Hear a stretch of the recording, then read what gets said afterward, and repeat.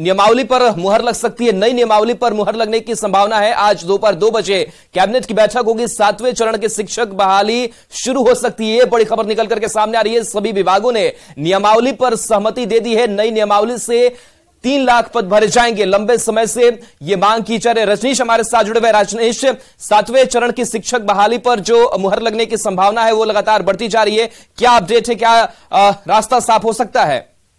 बिल्कुल, देखिए दोपहर 2 बजे से कैबिनेट की मीटिंग होने वाली है और सूत्रों के हवाले जो खबर आ रही है हमारे पास कि आज दोपहर 2 बजे के बाद मीटिंग के दौरान कैबिनेट में मुहर लग सकती है नई नियमावली पर, जिसका इंतजार लगातार पिछले कई साल से हो रहा है।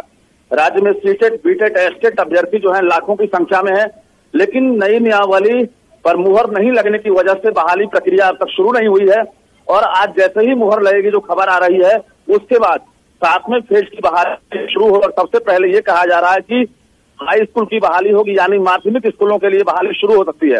राज्य में टारगेट किया 3 लाख पदों पर शिक्षा विभाग बहाली करने वाला है, लेकिन नई नियमावली पर मुहर नहीं लगने की वजह से देरी थी। आज आपको बता दें कि शिक्षा विभाग, पंचायती राज, वित्त विभाग, विधि विभाग और नगर विकास विभाग ने पहले ही सहमति दे दी है, लेकिन जो अंदर खाने से खबर आई है कि आज सभी विभागों ने सहमति के बाद जो पत्र भेजा है उसमें कैबिनेट ने भी स्वीकार कर लिया। और आज कैबिनेट में मुहर लगने के बाद लाखों अभ्यर्थियों के लिए बड़ी खबर होगी और खुशखबरी होगी।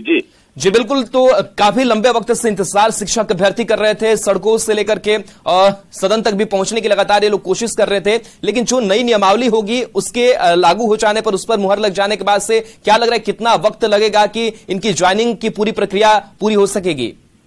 देखिए, बिल्कुल चुनावी माहौल शुरू हो चुका है और एक तरह से लोकसभा चुनाव है 2024 में, 25 में विधानसभा चुनाव है। सरकार के लिए भी एक बड़ा एजेंडा तय करना है, क्योंकि 10 लाख नौकरी और 10 लाख रोजगार की बात सरकार ने पहले ही कह दी थी, महागठबंधन सरकार ने। ऐसे में अब जो पूरी प्रक्रिया शुरू होगी तो लोकसभा चुनाव से पहले कहा जा रहा है कि विज्ञापन निकलने के बाद हाई स्कूल यानी माध्यमिक की बहाली पूरी कर ली जाएगी। उसके बाद विधानसभा से पहले ये टारगेट रखा गया है कि जो प्रारंभिक स्कूल के शिक्षक बहाली प्रक्रिया है उसको भी हम पूरी कर लें। तो कुल मिलाकर एक तरह से चुनाव को देखते हुए भी जो सरकार जो है एक्शन में आई है। और आज बैठक के बाद मुहर लगने पर जैसे ही सहमति बनेगी, उसके बाद जो है लाखों की संख्या में जो अभ्यर्थी हैं उनका इंतजार खत्म होगा और स्कूलों में खाली पद भी भरे जा सकेंगे। जी, नई नियमावली को लेकर के लगातार शिक्षक अभ्यर्थी अपनी मांग जो है वो उठा रहे थे। इस नई नियमावली के जरिए कितना आसान होगा उनकी ज्वाइनिंग, या फिर जो पूरी जो भर्ती प्रक्रिया है वो कितनी आसान होगी और इसका फायदा अभ्यर्थियों तक पहुंचेगा?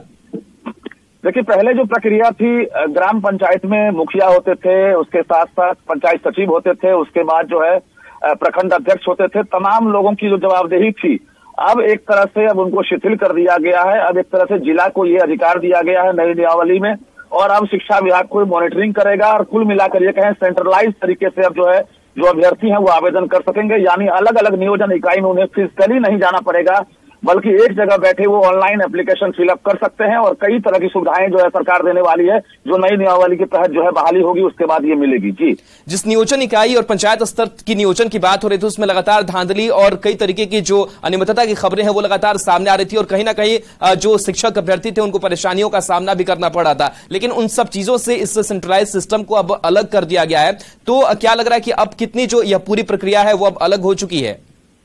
देखिए, बिल्कुल ट्रांसपेरेंसी लाने के लिए ही पूरे सिस्टम को सेंट्रलाइज किया गया है, क्योंकि ऑफलाइन मोड में जब बहाली प्रक्रिया चल रही थी उस वक्त कई प्रकार की धांधली हुई।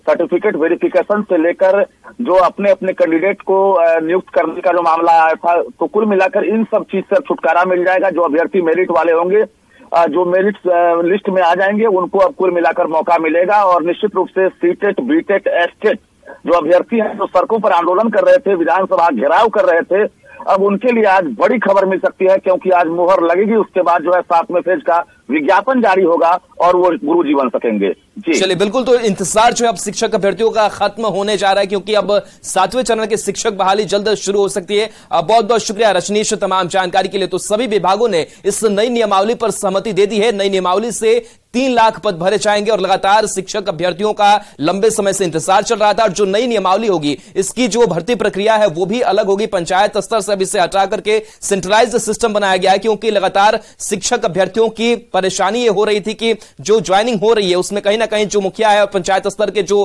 प्रतिनिधि इसमें शामिल हो रहे हैं वो कहीं ना कहीं बड़ी गड़बड़ियां कर रहे हैं। इन तमाम चीजों को लेकर के एक सवाल कई उठ रहे थे, लेकिन अब लंबे समय से जो मांग चल रही थी उस मांग पर आज माना जा रहा है कि नई नियमावली पर कैबिनेट की जो मुहर है वो लग सकती है। तो 2 बजे का इंतजार है और दोपहर 2 बजे कैबिनेट की बैठक है और इस कैबिनेट की बैठक से बड़ी खुशखबरी निकल करके शिक्षक अभ्यर्थियों के लिए सामने आएगी। 7वें चरण की शिक्षक बहाली पर मुहर लगेगी।